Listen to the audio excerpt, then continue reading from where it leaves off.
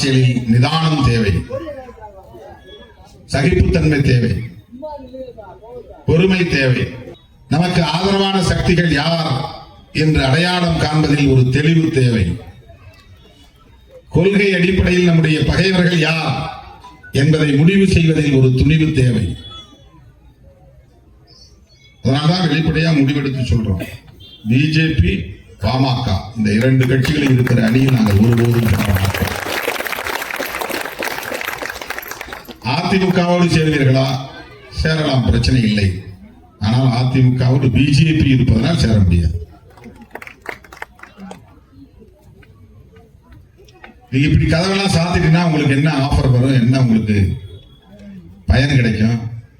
இங்கேயும் திறந்து வச்சுட்டு அங்கேயும் திறந்து வச்சாதானே நீ ஒழுங்கா இந்த பேரம் பேசலன்னா அந்த பக்கம் போயிடுவேன்னு மிரட்ட முடியும். இங்க நீ ஒழுங்கா நான் கேட்கறத கொடுக்கணும்னா நான் இந்த பக்கம் போயிடுவேன்னு மிரட்ட முடியும்.